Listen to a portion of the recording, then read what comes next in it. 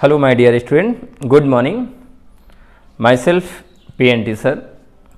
Students, आज मैं पुनः आपके सामने फिर से बीएससी थर्ड ईयर के जो सबसे फर्स्ट जो हमारा पेपर है इनऑर्गेनिक केमिस्ट्री का, और जो हमारे बीएससी थर्ड ईयर के स्टूडेंट्स हैं और जो हमसे अटैच एमएससी प्रीवियस क्लासेस के स्टूडेंट्स हैं उनके लिए भी बहुत इंपॉर्टेंट है। एमएससी प्रीवियस में भी ये टॉपिक बहुत इंपॉर्टेंट होगा और बीएससी फर्स्ट ईयर में भी ये टॉपिक बहुत इंपॉर्टेंट होगा। ध्यान दीजिएगा, जो हमारा टॉपिक होगा स्टूडेंट, जिसका नाम क्या दिया गया, इट इज गिवन बाय, ध्यान दीजिएगा कि metal ligand and bonding transition metal complex, यानी जो metal ligands bonding in transition metal complex है, ठीक है, उसके बारे में हम सबसे पहले जनरलाइज करेंगे, इसकी स्टडी करेंगे कि what are main factor in the chapter we study before. ठीक, ध्यान दीजिएगा कि सबसे पहले हमें इसकी जानकारी होनी चाहिए कि इस चैप्टर में सबसे मेन पॉइंट्स क्या हैं, यानी इन चैप्टर में पढ़ने से पहले हमें थोड़ा इंट्रोड्यूस कर लेना होगा कि इस चैप्टर का यूज क्या है, इस चैप्टर से रिलेटेड चीजें क्या हैं, ठीक है, जिससे हम बोर्ड एग्जामिनेशन में अधिक से अधिक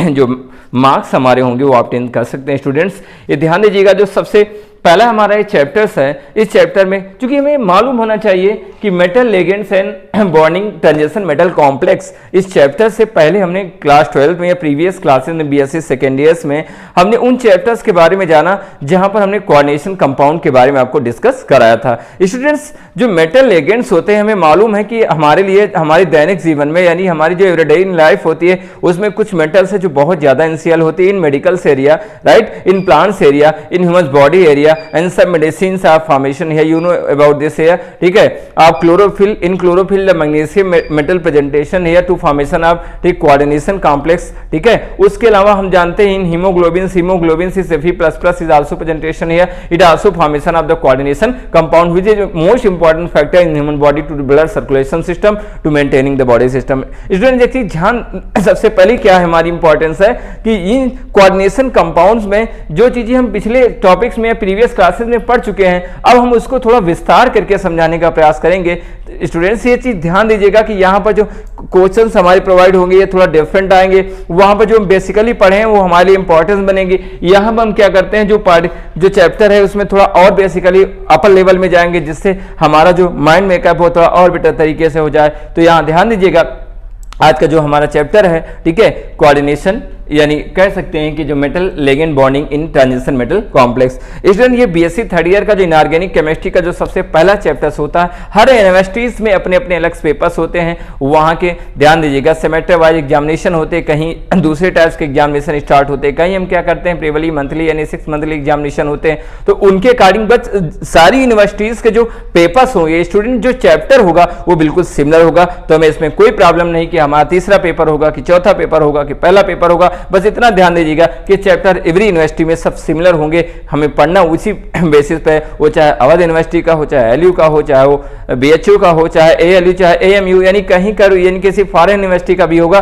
तो चैप्टर लगभग क्या होगा, सिमिलर होगा। स्टूडेंट, तो आइए सबसे पहले हम स्टार्ट करते हैं। स्टूडेंट, आज के टॉपिक में हमें क्या जानना है, जो मैंने प्लान बनाया, लेक्चर प्लान, सबसे पहले मैंने बताया कि किसी भी टॉपिक को स्टार्ट करने से पहले यह समझ लेना चाहिए कि उस टॉपिक में, यानी उस चैप्टर में या उस पूरे लेक्चर में, उस प्लान में, या हम कह सकते हैं उस पूरे लेसन में किन चीजों की स्टडी करेंगे। तो स्टूडेंट, सबसे पहले हम इनका इंट्रोडक्शन कराएंगे। इंट्रोडक्शन में आपको बताएंगे कि किस लिए इस चैप्टर को हम पढ़ते हैं, इसका यूजेस क्या है, ठीक है।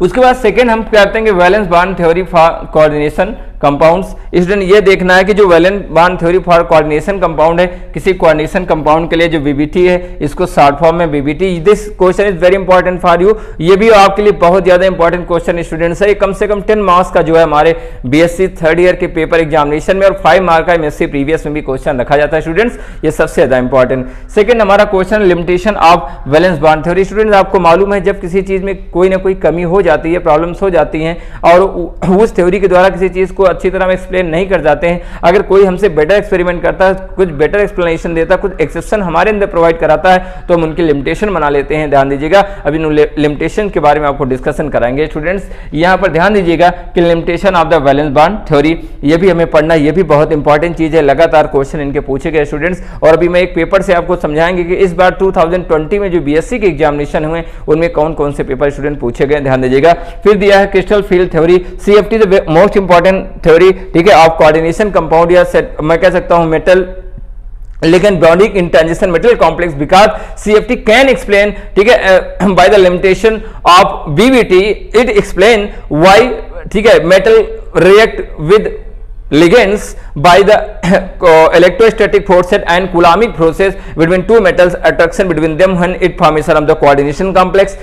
उसके बाद क्या पढ़ेंगे, importance of feature of CFT या क्रिस्टल फील्ड थ्योरी। इस चैप्टर में ये भी हमें मालूम होना है कि जो इंपॉर्टेंट फीचर क्या है, मतलब इन इंपॉर्टेंट फीचर में हम किन किन चीजों के बारे में जानकारी बहुत ही डीपली और बहुत ही विस्तृत है स्टार्ट कर दिया स्टूडेंट मैंने चैप्टर, इसलिए आप बिल्कुल अटैच कर जाइए, जुड़ जाइए। बहुत ही इंपॉर्टेंट फैक्ट है इस चैप्टर के, इसमें एक भी क्वेश्चन नहीं सोना है। क्यों? क्योंकि 95% क्वेश्चन इसके 100% आपके बोर्ड एग्जामिनेशन में आने वाले हैं। इन कंपटीशन भी बहुत इंपॉर्टेंट है, CSIR नेट, ठीक है, JRF, जो भी क्वेश्चन है उसमें भी 100% क्वेश्चन, ये कम से कम 10 मार्क्स के क्वेश्चन तो 100% कोऑर्डिनेशन कंपाउंड से रखा जाता है। 10 मार्क्स हटा लीजिए, कम से कम 20 मार्क्स मान लीजिए, ठीक है स्टूडेंट्स, की CSIR JRF और नेट के जो भी एग्जामिनेशन होते हैं, वो गेट है, जैम, सारे एग्जामिनेशन में इनके क्वेश्चन प्रोवाइड किए जाते हैं। स्टूडेंट्स आगे हम क्या करते हैं, उसके बाद स्प्लिटिंग बहुत इंपॉर्टेंट है, जो हम समझते हैं स्प्लिटिंग का मतलब होता है विपाटन, यानी ये डिफरेंट टाइप की एनर्जी जब इलेक्ट्रॉनिक ऑर्बिटल में होती है, ठीक है, तो उन डिफरेंट टाइप एनर्जी के कारण जो उसमें हाई स्पिन कॉम्प्लेक्स होते हैं, जो लो स्पिन कॉम्प्लेक्स होते हैं, वो एक दूसरे में डी ऑर्बिटल के जो 5 ऑर्बिटल होते हैं, dxy dyz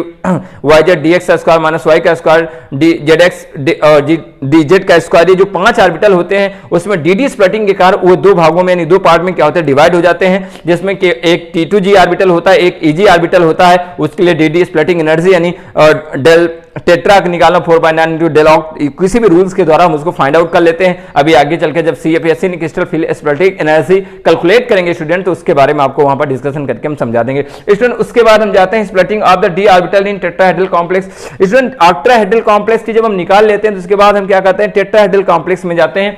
टेट्राहेड्रल कॉम्प्लेक्स के साथ साथ एक बहुत इंपॉर्टेंट थ्योरम आएगी यहां पर, एक समझाने का तरीका है कि दो metals are different but in the presentation of the ligand they describe different behaviour, some describe the Hund rule and some opposite Hund rule. What reason, हमें ये समझना है कि जो कुछ हुंड रूल के अकॉर्डिंग चलते हैं, कुछ हुंड रूल के अपोजिट जाते हैं, व्हाट रीजन, तो ये डिफरेंट होते हैं, d splitting by the energy, right, तो splitting of the ligand and nature of the ligand to strong field and weak field, ठीक है। और स्टूडेंट एक और सबसे इंपॉर्टेंट चीज है जिसको हमको पढ़ना है इसी चैप्टर में, ध्यान दीजिएगा, जो हमारा नेक्स्ट पॉइंट होगा जिसको बोलते हैं spectrochemical series. Spectrochemical series students, उसके अलावा हमें क्या समझना है यहां पर, और एक बहुत इंपॉर्टेंट चीज है, उसके बाद हम पढ़ेंगे कि calculation of CFSC and magnetic moment. इस चैप्टर में बहुत इंपॉर्टेंट होगा कि जो calculation of CFSC crystal field splitting energy, right, वो भी स्टूडेंट हमें बहुत इंपॉर्टेंट है। इसमें कैलकुलेट करेंगे और ये देखेंगे कि इसकी ज्यादा स्टेबिलिटी कितनी है, इसकी स्टेबिलिटी कैसी है, कैसा होना चाहिए इसकी, ठीक है, ये ध्यान दीजिएगा। इसी टाइप में जो spectrochemical series, this series is most important to understanding of the ligand series, to derive ligands in the descending and ascending order, you know about this was a strong field ligand and weak field ligand। Student ये theory भी बहुत ज्यादा important है, ठीक है, ये series भी बहुत ज्यादा इंपॉर्टेंस होगी। इस सीरीज के थ्रू हम समझ सकते हैं स्टूडेंट्स, ठीक है, कि कौन स्ट्रांग फील्ड लिगेंड होंगे, कौन वीक फील्ड लिगेंड होंगे, ये ध्यान दीजिएगा। तो इस चैप्टर का जो मेन इंट्रोडक्शन है स्टूडेंट, सबसे पहले हमें इसकी जानकारी होनी चाहिए कि यहाँ मेन इंट्रोडक्शन में हम किन किन जो हमारे क्वेश्चन है उनमें किन किन चीजों की स्टडी कर पाएंगे, इनकी जानकारी कर पाएंगे, ये ध्यान दीजिएगा। जैसे मैंने सबसे पहले बताया था कि यहाँ पर IUCN इनऑर्गेनिक केमिस्ट्री में जो हमने लेक्चर प्लान बनाया, उस लेक्चर प्लान में सबसे बड़ी चीज क्या होती है, ध्यान दीजिएगा। इसमें सबसे पहले हमें क्या पढ़ना है, इंट्रोडक्शन। इंट्रोडक्शन में मैंने अभी आपको बताया, ठीक है, this chapter is very important for you study to all every CSIR NET, जो JRF होते हैं BSc एग्जामिनेशन के लिए। उसमें मैंने क्या बताया कि valence bond theory for coordination compound में हमें क्या समझना है कि BBT है क्या। हमने प्रीवियस क्लासों में पढ़ा कि BBT क्या है, मैंने इनकी लिमिटेशन भी पढ़ी है, बट यहां स्टार्टिंग क्या है, CFC यानी crystal field theory. Student CFC के बारे में मुझे काफी ज्यादा तथ्य मालूम है, बट इसका एक्सप्लेनेशन करना है। यहां पर हम क्या करेंगे, इनको बिल्कुल डिफरेंट तरीके से समझने का प्रयास करेंगे, जिससे हम ऑर्गेनाइज कर पाएं, संगठित कर पाएं, व्यवस्थित कर पाएं कि इसका यूज क्या है, CFSC का in the metal ligand bonding in coordination metal complex. Students ये सबसे इंपॉर्टेंट रहेगा हमारे चैप्टर में, ठीक है। तो ये इंट्रोडक्शन में ध्यान दीजिएगा स्टूडेंट कि यहाँ पर मैं पढ़ना क्या है। कल का जब हमारा टॉपिक स्टार्ट होगा, कल से टॉपिक स्टार्ट करेंगे, इस टॉपिक में हम आपको बताएंगे कि वैलेंस बॉन्ड थ्योरी क्या करती है, क्या एक्सप्लेन करती है। ये केवल ज्योमेट्री ऑफ द मॉलिक्यूल्स के बारे में एक्सप्लेन करती है। स्टूडेंट्स ये केवल क्या करती है, BBT can explain only geometry of the molecules but geometry it can not explaining about the spin complex of the metal ions, it only, ठीक है, understanding about the covalent bond, ठीक है, between the two atom, but it cannot satisfy about, ठीक है, the covalent bond when two atom, one lone pair and one vacant orbital are combined to each other to formation of the coordination bond. What type of the attraction force involved between two them, right? हम कह सकते हैं कि जब कोई एक lone pair यानी कोई एक लेगेंड किसी दूसरे मेटल से रिएक्शन करता है उसके वैकेंट ऑर्बिटल पे, तो जब उसके साथ एक दूसरे के साथ अट्रैक्ट करता है तो उस अट्रैक्शन में मैं ये नहीं, यानी BBT can not explain of the attraction between two them कि which type of the force involved when the any ligand react with the metal या any ligand react with the vacant orbitals, but after some times we studied the crystal field theory is explained to the main inner complexes structure of the central metal complex या any complexes is verify and explain all every complexes and spin, ठीक है, and splitting energy and some, ठीक है, splitting energy के साथ साथ ये क्या करता है, ये कुछ ऐसे भी पार्टिकल्स हैं जिनमें क्या करता है उनकी डी स्प्लिटिंग और उनकी CFSC की वैल्यूज को भी कैलकुलेट करके आइडेंटिफाई कर देता है। इसकी इंपॉर्टेंट फीचर बहुत इंपॉर्टेंट स्टूडेंट, जब हम बताएंगे कि इनके इंपॉर्टेंट फीचर क्या है उसके बाद हमने बताया कि यहाँ splitting of d orbital in octahedral उनकी ज्योमेट्री को मॉडिफाई कर लेते हैं कि वास्तव में इनकी ज्योमेट्री कैसी होनी चाहिए। स्टूडेंट पहले जो हमने VVT में एक्सप्लेन नहीं कर पाया था कि splitting of d orbital inner hydral जो ये स्क्वायर प्लेनर कॉम्प्लेक्स जो स्क्वायर वाई, ठीक है, और sp3 hybridisation is square planar and why sp3 hybridisation is tetrahedral, what reason between them, तो वो डिपेंड होता है, मैंने बता दिया कि नेचर ऑफ द लिगेंड, उस मेटल से किस प्रकार का लिगेंड जुड़ा हो, स्ट्रांग फील्ड लिगेंड है या वीक फील्ड लिगेंड है। अगर वो स्ट्रांग फील्ड होगा स्टूडेंट तो हुंड के अपोजिट जाएगा, अगर वो वीक फील्ड लिगेंड होगा तो हुंड के अकॉर्डिंग जाएगा, अगर हुंड के अकॉर्डिंग जाएंगे तो वहां पर टेट्राहेड्रल कॉम्प्लेक्स का फॉर्मेशन होगा, अगर हम क्या करेंगे हुंड के अपोजिट जाएंगे तो वहां पर स्क्वायर प्लेनर कॉम्प्लेक्स का फॉर्मेशन होगा। स्टूडेंट्स इस थ्योरी के बारे में बीबीटी कैन नॉट एक्सप्लेन, इस थ्योरी के बारे में बीबीटी ने बिल्कुल ही एक्सप्लेन नहीं किया, ठीक है। यही रीजन से कि बीबीटी में कुछ सारे एक्सप्लेन यानी कहने मतलब लिमिटेशंस आ गई, कुछ सीमाएं आ गई, ठीक है। रीजन क्या था, उस समय इतना ज्यादा एक्सप्लेनेशन नहीं हो पाया, प्रैक्टिकली मूवमेंट नहीं हो पाया, जिसके कारण आइडेंटिफिकेशन में प्रॉब्लम्स आ गई। लेकिन उसके बाद क्या हुआ, कैलकुलेशन ऑफ CFSC, जब सारे एटम्स की ज्योमेट्री उनकी यानी ज्योमेट्री के साथ साथ उनके हाइब्रिडाइजेशन के बाद हम क्या निकाले, अब ध्यान दीजिएगा, लो spin high spin complex, spectrochemical series, ठीक है, orbital arrangement, orbital frequencies, orbital waves, ठीक है, और ऑर्बिटल लोकेशन, यानी सभी चीजों की जानकारी प्राप्त हो गई तो हम सरलता से उसकी CFSC crystal field splitting energy को भी कैलकुलेट करते चले गए। उसके बाद स्टूडेंट हम मैग्नेटिक मोमेंट के बारे में स्टडी किए कि उनके मैग्नेटिक मोमेंट्स क्या होते हैं। मैग्नेटिक मोमेंट के लिए बोर मैग्नेटम, यानी मैं कह सकता हूं आगे जब इसका एक्सप्लेनेशन करेंगे यानी कल के जो प्रीवियस से जहां से स्टार्ट करेंगे, सबसे पहले introduction BBT what is BBT and limitations के बारे में कल का हमारा टॉपिक रहेगा, only BBT and limitation. Next हमारा CFT होगा, CFT के बारे में आपको बताएंगे, ठीक है, CFT होता क्या है।